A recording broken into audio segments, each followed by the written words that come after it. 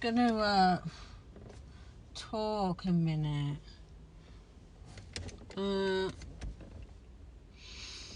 about, what is it?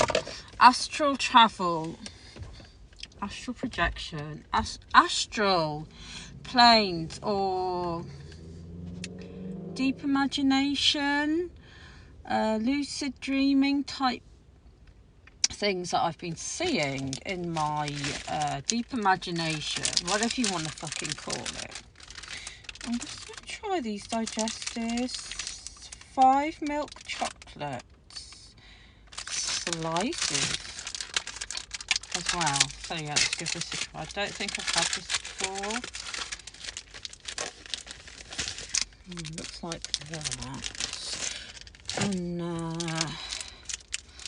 just been by the canal. Wasn't really planning on going, but I feel better already because I've managed to get my feet earthing in nature, which is another topic, subject of conversation.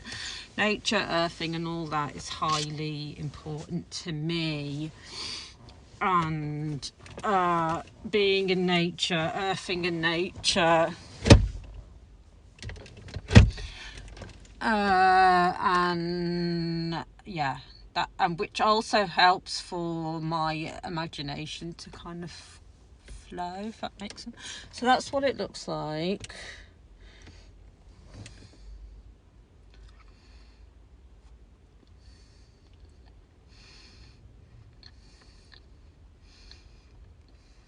Nice.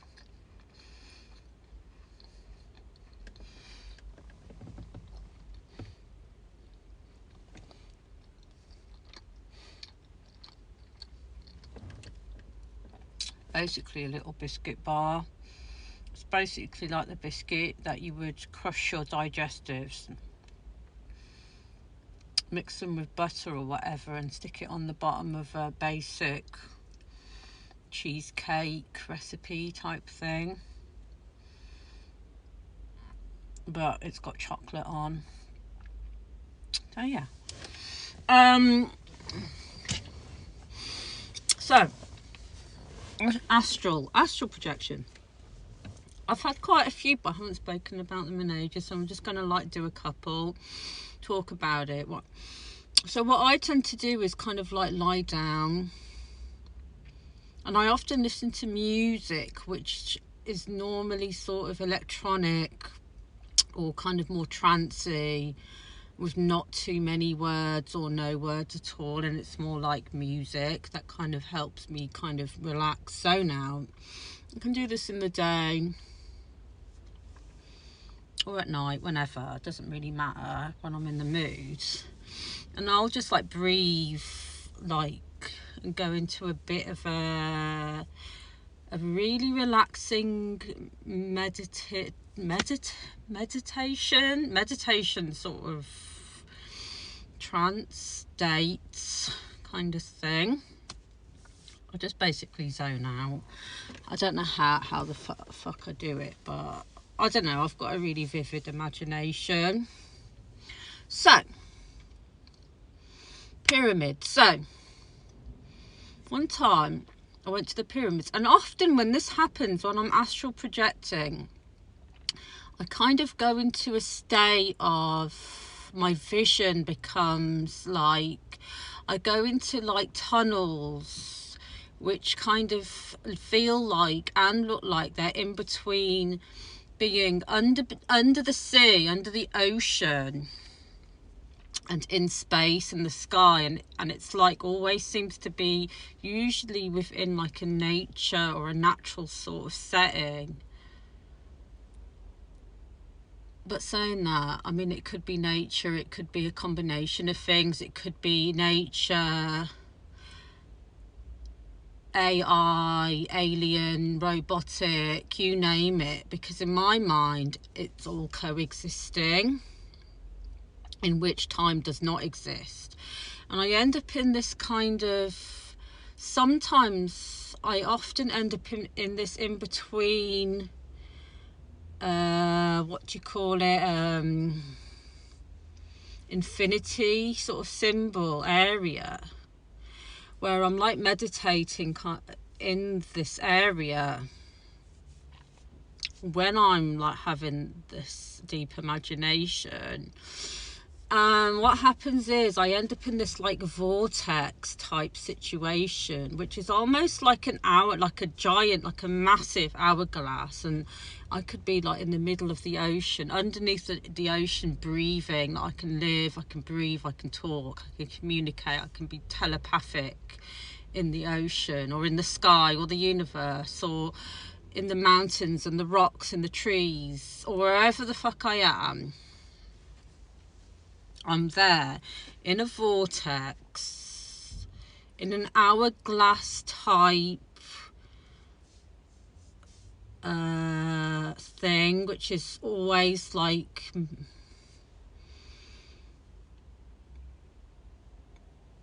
transmuting me to either more in the ocean or Antarctica or whatever you want to fucking call it, to sort of outer space somewhere. And this sort of ocean is also outer space, and it's also everywhere. And I'll see colours such as turquoise, purple, green, depending where I am, red. It doesn't really matter, depending on where I am.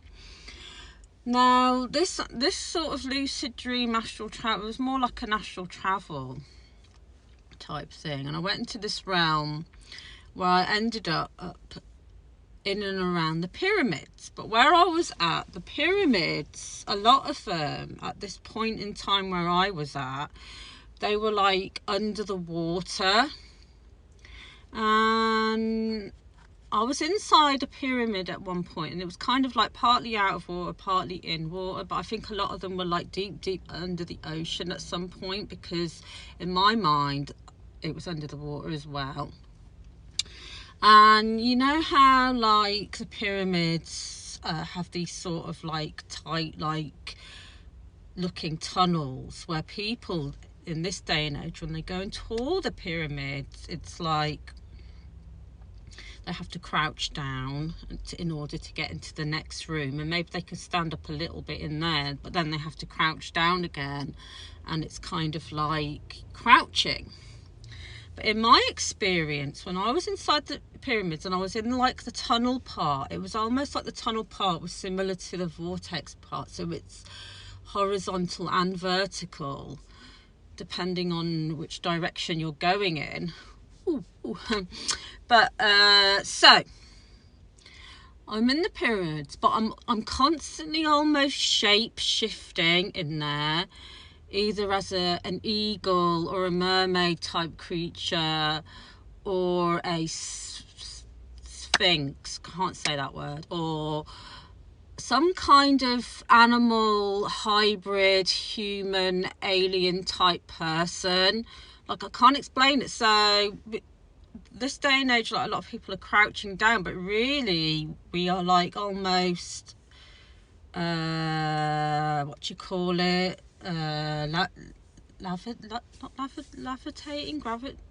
levitation, like kind of almost like hovering or floating or flying or swimming through these tunnels. And I was sort of shape shifting through the tunnels, and in some areas I'd be similar to an eagle or even like an alien mermaid type thing, or some kind of cat, or I can't remember, but like even like I was almost like a human or hybrid human type thing, alien human, octopus, whatever. I was in this pyramid, and when I was in the like one of the room areas where they have the hieroglyphics on the wall, the hieroglyphics were also shape-shifting, and the image, and it was turning and shape-shifting, a bit like the Fifth Element and something else, but I can't remember what. So yeah, I was in the pyramids, and I was also in the pyramids under the water, which is really interesting. and I was shape-shifting, the pyramid was shape-shifting, and the bricks, like the massive sort of hieroglyphics, were shape-shifting, like the tiles and stuff like that. And while I was under, I could like almost telepathically read the messages. And now I wish I had my pen and paper, pencil, because I wish I wrote it all down. So next time I'm going to try and jot this whole thing down before I forget. Which I sometimes I do that, like at 2, 3 a.m, 4 a.m, whenever this happens, or even in the day. I write shit down because so I can write about it and the colours and the sort of messages. So there's that. And then the other day, whenever it was, at like 3 or 4 in the morning, I put my headphones on and I went into this place which seemed more like AI, robotic, alien, not too sure. But I was amongst all these like crystals, and in this other crystal cave which was massive, and it had like black and white crystals, and I myself was, it sort of reminded me of Tron, the original 1980s movie. And Tron, cross between that and, you know, in what do you call it, that movie Annihilation, and the music in that is insane, like it's insanity, like insanity. It's absolutely like beautiful. But in Annihilation there's like the lighthouse scene at like the whole movie's really cool, but the lighthouse scene at the end where she goes inside that thing which is like a flower type pulsing thing that gets her into like a zombie almost trance like state, because the other woman's got cancer or she's ill, and she ends up getting sucked into that, and I think dying in that flower of life type thing which is pulsating at her. So what's her name, she's in there and she kind of gets into this trance, but then she sort of semi-snaps out of it. But then before you know it, she gets back into the lighthouse area where her husband is in there, and he's looking dead on the floor with a bomb in his hand, and there's like a camcorder in front of him, like recording, like he must have recorded the whole thing, because there's this whole thing. So what happens in that is this sort of like alien, whatever it is, type creature is mirroring all her movements, and the music in that is like really beautiful. So yeah, watch the film, listen to the music. Anyway, so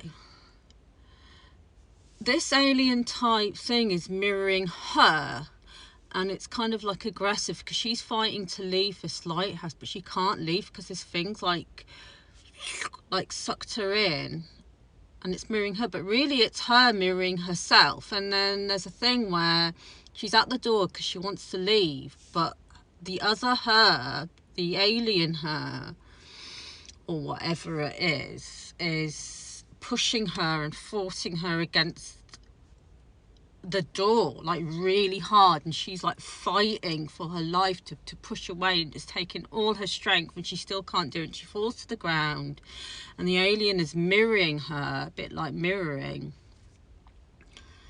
in the yin yang relationship, masculine, feminine, yin yang sort of narcissist empath relationship. So you're always mirroring yourself, and we're mirroring each other, and our twin flame, or whatever you want to call it. It's always like a push and a pull. That's how I see it. So this alien her, he, she, whatever, them, they are on the floor with her, and she realizes is that she's got to go with the flow. So instead of, when the alien her pushes against the wall, instead of fighting and pushing with all her strength, she relaxes into it, and she eventually realizes that instead of fighting it, she has to let go and relax. So she goes up to her husband, who's looking dead on the floor, and she gets the bomb. She puts, and at this point the alien her is looking more and more like herself, so it's mirroring how she looks, how she's dressed, and her body language, her movements and everything.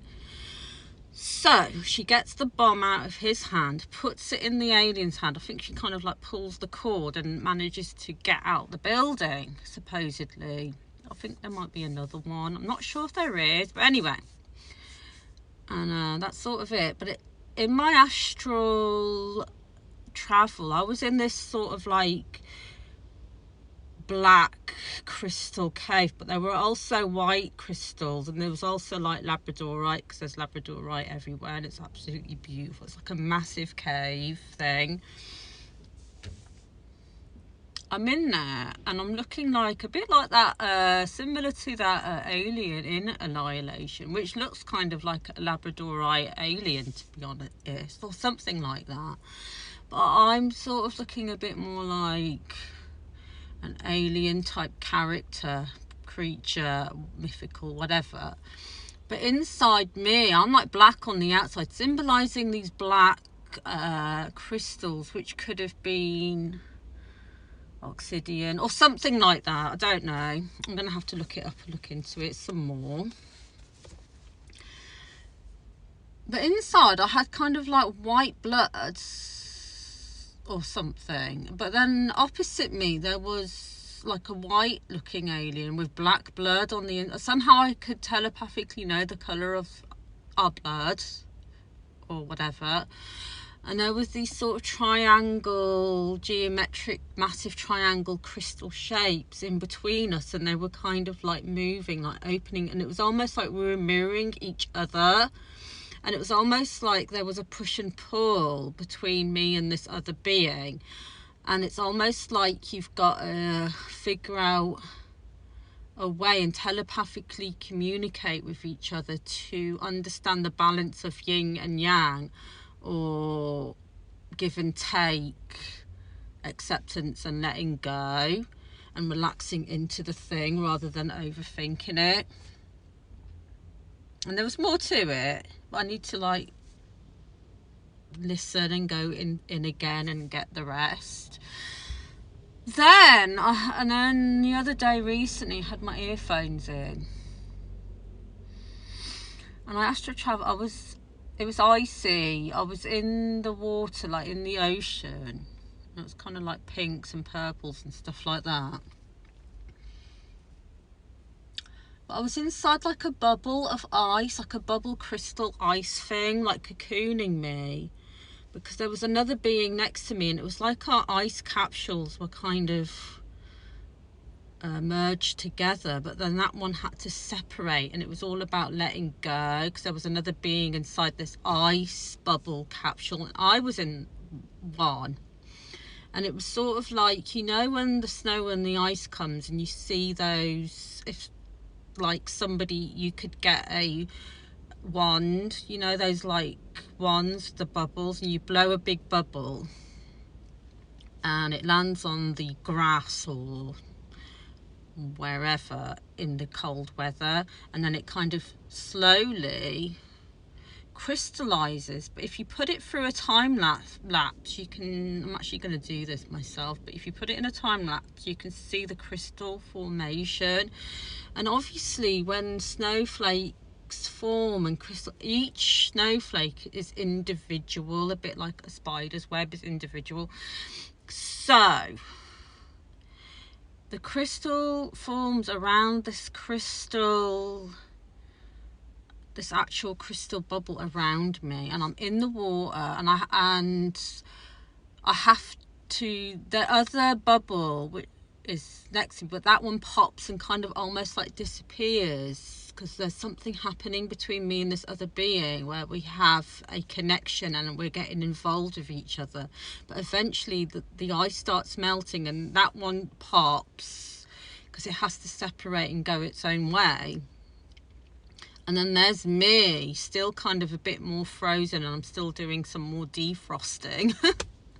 But I'm in the water, I'm underneath, and I kind of capsize underneath, so I'm kind of upside down. And while I'm upside down, I see through my crystal dome, my crystal ball thing that I'm not trapped in. I don't feel trapped. I feel safe, but it's like ice, but it's melting. Whilst this is happening, the crystal formation patterns that are around me, which is almost like geometric shapes again, in pinks and purples and blues and greens, but this one was mostly like pink and purple and dark purple and stuff like that. I was upside down and I could see the animals in the water looking at me and kind of helping me out telepathically and talking to me, and I was talking to them like in a telepathic way. And while I was looking at these other like sea creatures, fish, animals, octopus, you name it, even mermaids were down there. And I've been a mermaid before, for real, 100%. Like, I'm always a fucking mermaid, but I look more like an octopus with tentacles, and really cool. I love it. And the colour of my tail, sometimes it's really dark and purple and black and blue, and it's amazing. Depends. So I'm in this thing, and then I realised that the bubble, the crystal bubble, and then I see, you know, the image of, what's that thing called that you get in nature? A dandelion. You know how the dandelion is like a ball, like a puff, a powder puff?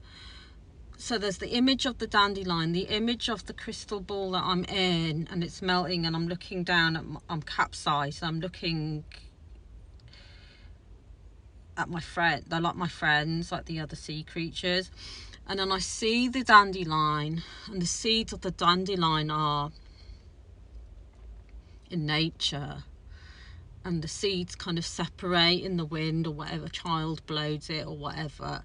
So the seeds kind of separate from the dandelion, and then the crystals from the crystal ball is melting, so they're like separating, and then the image of the moon is there, and then that's going through its formations and separating through its changes. So it's like the crystal that I'm in, and then the dandelion and its seeds, and the seeds are spreading because of the wind taking the seeds elsewhere, and my crystal energy is spreading because it's melting, and the other one next to me, the being, breaks off and goes somewhere else. And then the moon, the image of the moon comes, and then I see cat's whiskers and the paws of cats and the cat's whiskers, and then the vibration of the wings from dragonflies, and that's symbolizing the vibration of the whisker of the cat. And then I'm seeing the tusks of elephants, and all these images come through, and I realize that we're all connected through, everything is like connected. Like, I am this inside this crystal ice ball with the geometric crystal shapes that are melting, and it's sort of separating. And then the dandelion is doing the same thing, because dandelions are like good for your health and all that, and the seeds are separating. So then the seeds, somebody else will pick up a seed from the dandelion, and it'll land on their fucking scarf, and then they'll take it home, and then that will fall off and plant a new dandelion somewhere else. And then it's like a huge thing. It's like small and huge at the same time, because if I'm the dandelion seed, and I'm also the cat's whiskers, and so are you, and so am I, then we're always mirroring each other. So it's like acceptance, and knowing that a little particle of each of us is going to leave a footprint of a paw print somewhere else, the same as the seed of the dandelion. And the crystal formation is melting into the stream from the sea, into the river, from me and from that being, and so on and so forth. And the light of the moon is like guiding us, and then there's the shadow and the light of the moon as well. Does that make sense? So yeah, so that's what I've seen in one of my last recent astral realms, and that's it. So it's almost like accepting that you and that being, or whoever, and the cat and the fish and the elephant and the dragonfly and the whatever, parts of them are staying with you to a certain extent, and parts of you are staying with them, and it's okay, and it's accepting and letting go and experiencing that thing or that person in that moment in time, because time doesn't exist and there, but everything is always mirroring each other and existing simultaneously through the balance of yin and yang. There, that's it. So yeah, love you and leave you. Yeah, next video I might talk about love bombing and breadcrumbing, which is a different topic altogether, but it's going to be some similarities in the sense that it's to do with letting go as well, because I feel like I'm here to kind of explain how to let go and stuff like that. All right, yeah.